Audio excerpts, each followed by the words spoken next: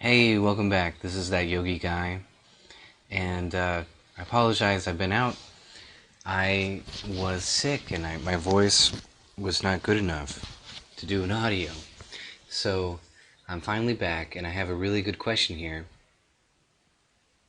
Here it is. I watched a demonstration of a technique called fascination, which is inducing a hypnotic or mesmeric state through the gaze, right? That they do it with their eyes. You have the subject gaze into your eyes, and he or she loses control of their self and enter a deep hypnotic state. It appeared to me like doing an external pratyahara. It is like inducing a self-reversal and controlling the subject as a puppet. What do you think? Well, this is an excellent question. Because we need to understand where hypnosis fits with meditation. Just because hypnosis is a thing, therefore we need to understand it. This is also why it's so important to understand and to talk about what Pratyahara really is, so we don't get confused. And it's very, very easy to get it wrong, and I see it all the time in the yoga community. In different yoga schools, they talk about Pratyahara and they get it wrong. And it's really sad, because Pratyahara is this beautiful, deep, gorgeous thing that you happen upon in deep, deep meditation, and it doesn't happen every day. It's something that you need to work for. It's something that you need to strive for. And that makes it all the more glorious, that when you get it, you really get it, and you're not cheating yourself out of actually ever getting it because you don't know what it is. So let's talk about it.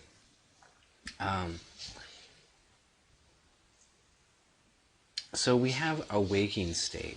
Let's actually talk about where the hypnosis fits in. We have a waking state, and we have a sleeping state, right? We go to sleep, we fall asleep, we lose consciousness, we lose awareness. Between these two states, between waking and sleeping, there's an in-between state. And we use this in-between state in meditation to help quiet the mind so we can more easily concentrate while performing our meditation technique. So we relax, we get a little loose, we get a little quiet, we get a little we get a little sleepy, and we get into that in-between state. We don't want to sleepitate, we don't want to fall asleep in our meditation, but by getting into that in-between state, the process of meditation becomes a little bit easier. It's just relaxation. We just need to relax. We need to be comfortable. That is the purpose of asana. We're supposed to become upright, relaxed, comfortable, right? That is extremely important. If you're not relaxed and comfortable, you're not meditating, because you haven't done asana. So,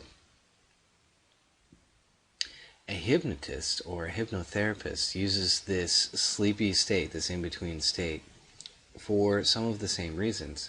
It quiets the conscious mind so that he or she can more easily talk with the unconscious mind of the individual that they're trying to help, or that they're maybe doing a stage show with. That's why they use that state. So what we have to know about this in-between state is that it is very, very light. I mean, it is very light. Here's an example. When you're going down the road and you space out and you miss your exit, who was driving during that time when you missed your exit? You were on autopilot, right? Oh, I was on autopilot. That's why I missed the exit. That's a hypnotic state. You were in a self-hypnotic state. It wasn't your conscious mind that was driving during that time, or you would have noticed the exit. You would have been conscious, but you weren't. It was your unconscious mind that was driving the car at that time. But you weren't sleeping. You were fully functional. You were just driving your car, but you kind of spaced out. And that's what that in-between state is like a little bit, and that's what the hypnotherapist plays on. But that state was very light, you see. If it had been too deep, you would have crashed the car, but you didn't, right? That would have been sleep. but she didn't go there. It was very, very light. Meditation starts with the in-between state and quickly goes much, much deeper. Hypnosis starts with that in-between state and it stays there. And it has to stay light. If it tries to go deep into that in-between state, into a deeper state like meditation, the stage show won't work. The reactions that you need to get, even as a hypnotherapist, will not work if the state is too deep. And this was my mistake. I took hypnosis classes because I wanted to understand what it was and where it fit. And I would take my subjects too deep because that's where I was used to meditation. That's where I was used to going. Let's go deep. If we're going to do this, we're going to do some hypnotherapy. Hey, let's go deep. And time again, after a while, it dawned on me, oh, that's not the realm of hypnosis. Hypnosis is a realm that is very, very light. It's a very light state because you have to have physical reactions. And when you have physical reactions, that means the individual is still in their body. They're not that deep. Meditation, believe me, is far, far, far deeper. In fact, when I was doing the hypnosis, it was difficult for me because I was used to going really deep, and hypnosis was so light that I couldn't tell if I was actually in a hypnotic state or not. For quite some time. It took me quite some time to figure that out. So, yeah, meditation is far, far deeper than hypnosis. So keep that in mind.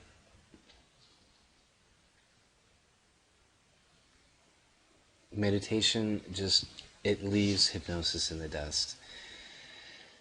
When you go through the stages of contacting the different centers in the spine, and then you go deeper, and you go into the stages of sense reversal, that is so far beyond anything that is in hypnosis. And when you complete that process, the stages of sense reversal, you'll actually leave this world that you and I are sitting in and talking on and listening to audios on YouTube. This world will be gone. That's Pratyahara. If you're in hypnosis and the hypnotherapist says, okay, your arm is going to get light and it's going to levitate all by itself, and he gives you this suggestion, your unconscious mind picks it up and it does it. Well, that's movement. And as I talk about in my book, asana means that you're in this completely relaxed, comfortable, upright state wherein you're not moving. So hypnosis has movement. That means it cannot be Pratyahara because it hasn't even gotten past the third step, which is asana. You see, Pratyahara is much deeper than that. So, yeah, you remember, each time we move, energy goes back out to the senses. So, in comparison, hypnosis is very peripheral. So hypnosis is a deeper. I don't want to say state. It's a deeper brainwave. I don't know. It's a deeper place than just talking consciously. You need to be very relaxed to be in hypnosis. But when you compare meditation to hypnosis, meditation is so much deeper. Hypnosis is very peripheral by comparison. And by the way, all hypnosis is self-hypnosis, and this is by law, and this is in every state in the United States. And how does this translate? You cannot go in, rob a bank, and then go before the court and plead that you were hypnotized into robbing the bank and it wasn't your fault. The law will find you guilty of robbing the bank. And so, by law, all hypnosis is self-hypnosis. Because hypnosis is just about following directions. Somebody says, you're getting sleepy, and so you get sleepy. And it's a choice.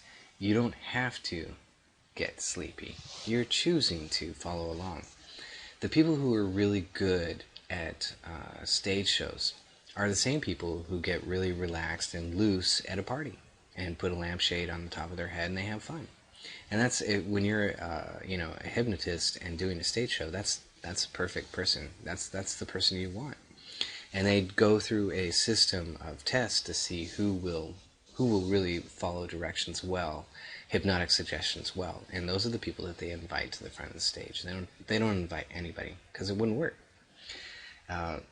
So that's a little insight into hypnosis. So we have waking state, in-between state, which can be used for hypnosis to talk to the unconscious mind. And then much deeper than all of that is meditation. And then we have the sleep state where we just lose consciousness. So that's a bit different. So it's a different gear. Hypnosis is a much deeper gear. And it goes beyond the mind. That's the purpose of meditation. It goes beyond the mind. So it doesn't really fit into the normal gear set. It's like a whole hidden gear, right? It's like you have a hyperdrive in your car and you never knew it.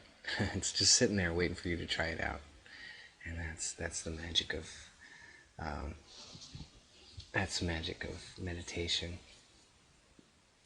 So the organization that I studied with, that I was a monk with, was Self-Realization Fellowship, and they are against hypnosis. And I have a problem with that, because when you talk to a number of the ministers, they don't know what it is. They just know that the protocol is to be against it, and that's a mistake. So before you put hypnosis down, make sure that you actually know what it is and where it fits in with the rest of meditation.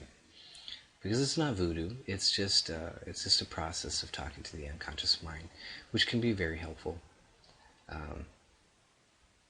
The hypnotherapist Erickson was a master, and you can read about him if you want.